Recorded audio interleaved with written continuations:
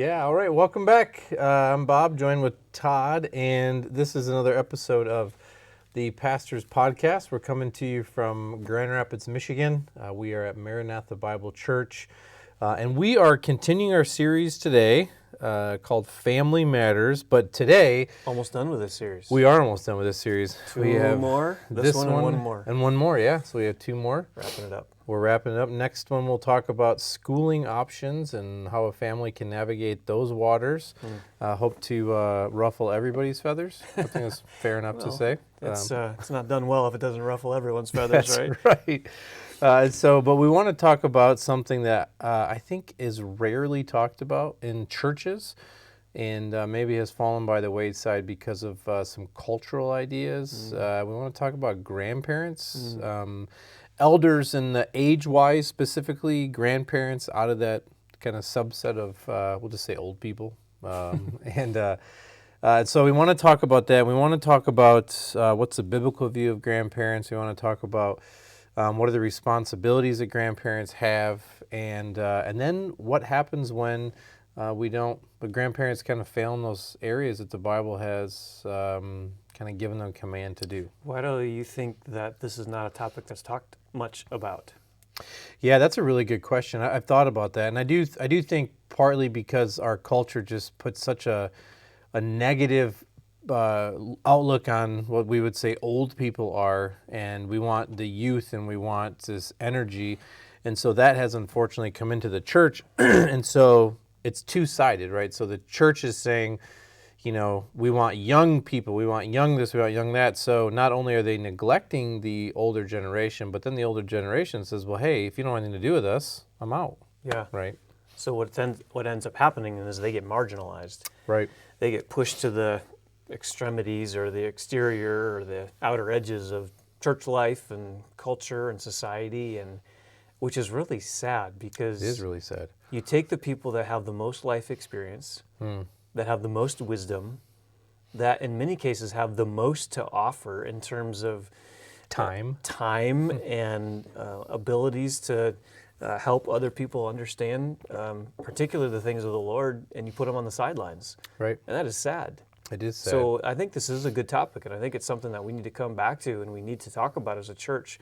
That what role do grandparents have in the life of a church and the life of their kids and grandkids? And as we're going to show, they actually have a really important role to play.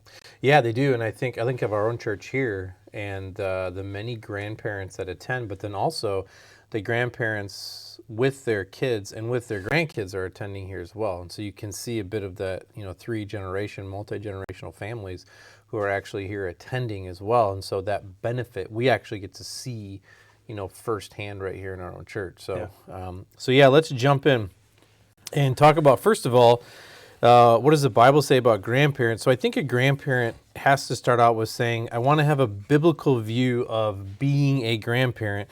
And so Proverbs 17:6 says, grandchildren are the crown of old men, and the glory of sons is their fathers. So let's talk about that first part. Grandchildren are the crown of old men, right? So when we say old men, we're not speaking of necessarily age-wise, because we know we live longer perhaps than what they did, a few thousand years ago. But at the same time, we're talking specifically grandchildren to that old man, and the Proverbs is giving us a wisdom that they're a crown to them. What does that mean, that they're a crown?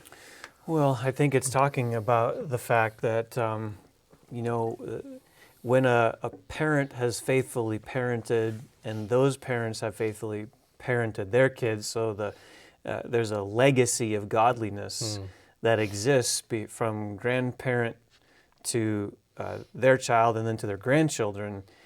And that is a rich heritage to have. Yeah. And to be able to look in the latter days of your life and to see the fruit of your labors in terms of what you did in parenting your children and now what they're doing in parenting their children.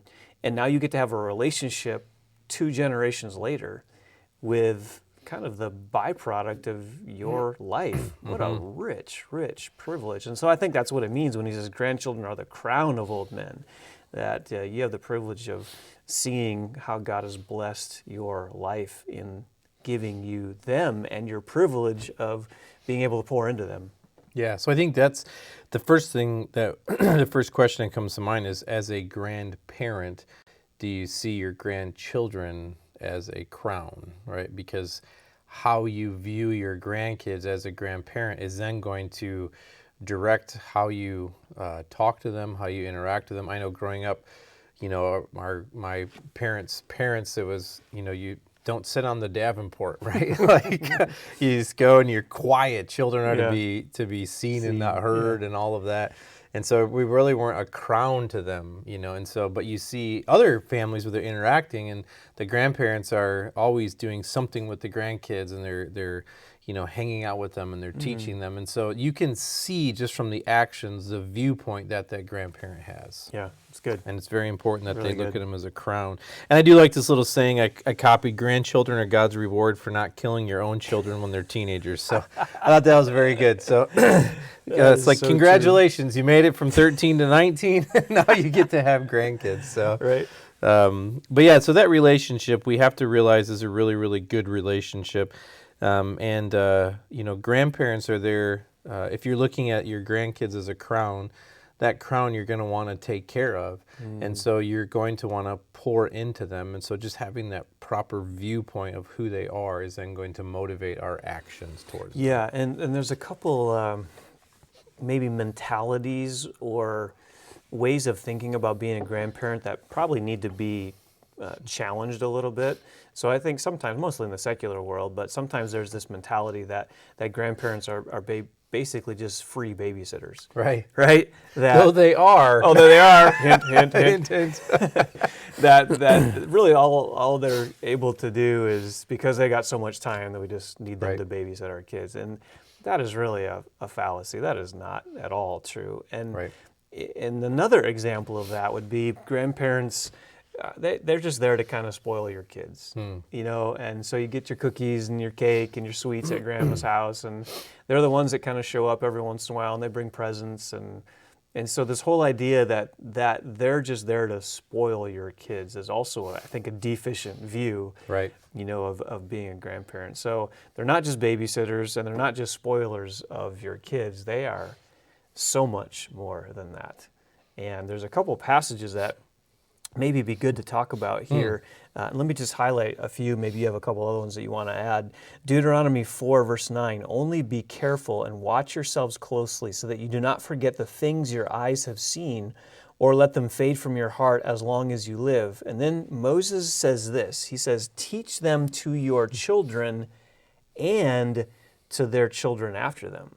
It's interesting. Moses tells the Israelites in the Old Testament they have a 2-generational responsibility.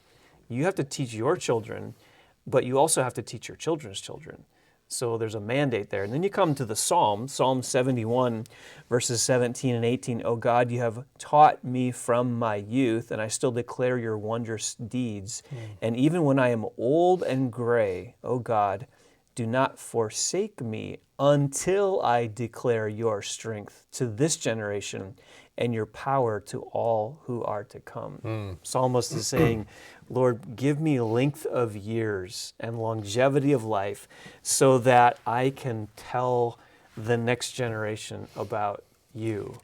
That's getting to the core of what it means to be a grandparent. And then one other passage, Psalm 78, verses 5 and 6 says, God has established a testimony in Jacob and appointed a law in Israel, which he commanded our fathers that they should teach them to their children, that the generation to come might know, even the children yet to be born, that they may arise and tell them to their children. You actually have 4 generations listed there. The fathers of the nation of Israel, they're to teach their children.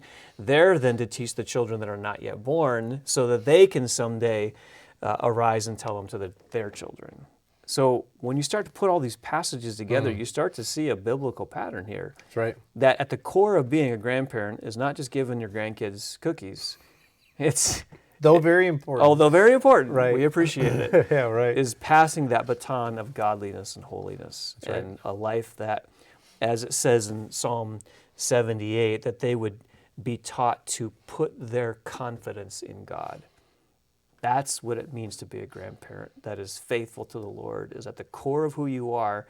When it comes to your grandchildren, you get to teach them to put their confidence in God. So that's a huge order. Huge. Because not only now are you as a parent taking care of your kids, but you as a grandparent are making sure that your kids are taken care of as well. And so that's where, when your priorities are off as a grandparent, you can start to see your own life and your own thing that you're building up. And we'll talk about this in a minute. But when your priorities are off, you're not thinking of these biblical passages anymore. And we've allowed society to come in and dictate what we do, as opposed to saying, hey, wait a minute, we could build a good biblical theology of grandparenting just by seeing these simple commands to multiple generations that need to be taught. Absolutely. And we're going to look at what happens when that doesn't happen. Yeah. But I think it's very important to understand the Bible has a lot to say about grandparents and the lineage that is passed down through them. Yeah, it's a question of legacy. What kind of legacy do you want? And even more important than that is, how faithful can you be to the Lord? And so a godly grandparent will live with eternity in mind, with eternity in view. And so they'll say, I need to use the remaining years that the Lord has given me to maximize my impact upon people for the sake of Christ. And who are the people that are oftentimes those that they have the greatest opportunity to promote the things of the Lord to? Is to their grandchildren. That's right. Because grandchildren typically want to hang out with their grandparents if there's a good relationship. And so, you have a built-in discipleship opportunity when you get to spend time with your grandkids. Yeah, no, I think that's great. And so understand what the Bible says. Those are just great passages that we need to think through. Because what it's doing is getting your mind off of yourself and looking on to what's in the future, as you said, building a legacy. Yeah. Like we worry about monuments built to us, but those monuments will crumble and another monument will be built in its place. But what about the legacy of a godly and faithful family that's going to be followed? Do you remember that illustration that's sometimes used about Jonathan Edwards and his legacy? 200 and some people, Yeah, 200 and some descendants that someone studied from the life of Jonathan Edwards and looked at his kids and their kids. Senators and there's pastors. senators, pastors, lawyers, judges. Yep. One vice president, Yep. Aaron Burr, I believe. Yep. And it all goes back to Jonathan Edwards. He was a godly man. He poured into his children, his grandchildren. They poured into their children. And then that study compares another guy who lived at the same time as Jonathan Edwards and didn't do any of this. He was the opposite. And he cost the state of New York $25 million back in late 1700s. Right. And many of his descendants were in jail and were murderers, and just you see the contrast, the marked contrast between someone who takes the leadership of their family and spiritual things in their family seriously, as opposed to someone who's, in that case, obviously wasn't a believer, right, but doesn't care about that, and then the impact is generational. So it just goes to underscore the critical importance that grandparents play. No, that's really good. And so a grandparent must be thinking of their grandchildren. So we know the biblical theology of it, and we've been talking about this, is kind of just underscores it a bit more, is a grandparent must be thinking. And I like Proverbs 13:22. I like it because a good man leaves an inheritance to his children's children, and the wealth of a sinner is stored up for the righteous. So a good man leaves an inheritance to his children's children. Now, we can talk context of the Old Testament. They're speaking of land, and they're speaking of houses, perhaps, or something like that. And so that's fine, because you can pass land on or whatever. But really, what the idea of that proverb is there's wisdom in looking past yourself, past your kids, and now how can I take care of that next generation? So as a grandparent, living with that next generation in mind, with even we could say financial decisions that you're making today. Which in many ways flies in the face of our culture. Oh, it absolutely does. And what does that bumper sticker say that sometimes you see, I'm spending my grandchildren's inheritance? Yeah. Where our society says, you need to work hard all your life. Right. So that in those golden years, you get to live the good life, and you get to relax, and you get to kick back, and you get to spend your life's earnings, and you can enjoy leisure and self-indulgence. And that's the mentality of the world, is you labor for that. That's almost like the carrot. Yeah, that it our is secure. society says you need to work for. And if you can do that, then you've met the American dream, Right. to work till you're, 60 something, retire and live the next 20 years just golfing and cruises cruises and everything else. And obviously there's nothing wrong with some of those Right. retirement activities, but we're getting at the fact that if that's your mentality, you don't have probably a biblical worldview when it comes to this whole issue. Yeah, I think that's so important because we're certainly not saying to not enjoy life, Right. Because God's given us all things to freely enjoy. Sure. And so, but the mentality is, if that is what your focus is, to the neglect of the spiritual readiness of your family, then you're living in sin, because you're saying my needs, my money, my comfort is more important than doing exactly what the Bible says here, leaving that inheritance to your children's children. And it's not talking about quantity. I think that's important. So it's not saying you have to give everything to them, or you live a life as a pauper to make sure that 2 generations down. That's not what it's saying at all. Right. But where is your heart in all of this? Are you building that treasure for yourself here, or are you looking at that kind of legacy down the road? Which is right where we're at in the Sermon on the Mount, where Jesus says you need to store up treasures in heaven, because where your heart is, there your treasure will be also. Or where your treasure is, there your heart will be also. So, yeah, good. Yeah, it's a good plug for Sunday morning sermon. Absolutely.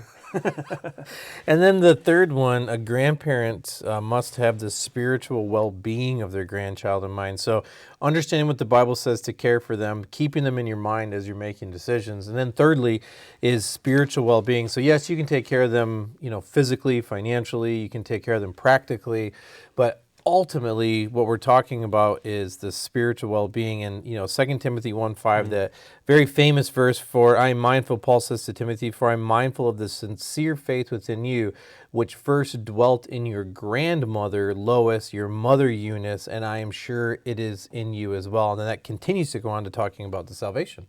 And so we know that message was passed down from the grandmother to the mother, and ultimately to Timothy, and then Paul running into Timothy and taking him under his wing there. And so I think sometimes we underestimate, as I'm not a grandparent, so I'm not saying it in the first person, but as grandparents, I believe that you underestimate the influence that you have just by speaking the simple word. And I would also add here, most likely, that they were living a sincere faith, that they could see that. And so Timothy hears the words, which, by the way, were the Old Testament that they would have had, right? And then also living that same faith out, which then impacted Timothy. So when Paul came, all of a sudden he's saved. Yeah. And what you just said there, I think, is something that's important to talk about, is character. One of the greatest privileges you have as a grandparent is being able to model godliness for your grandchildren. You have the massive privilege of showing them what it means to age gracefully and age wisely and persevere in the things of the Lord till your latter days. That's right. What a legacy for your children. And yet, again, what's oftentimes the cultural reality or expectation when people get old? Well, they just get cranky and they get cynical. Get off my grass. Get off my grass. That just happened to us a couple of years ago. We were playing Frisbee in the front yard and went in the neighbor's yard, and the guy said, "Get off the grass." And then it snowed. Yeah, right. So, but yeah, that's why do people say that? Well, because that's sometimes what happens. When you get old, you get cranky and you get cynical. Grumpy old men. Grumpy old men. There's a movie. That's right. So this is a challenge to grandparents to be gracious and godly and to model for your grandchildren. What does it mean to be committed to the body of Christ? What does it mean to faithfully read the Word of God?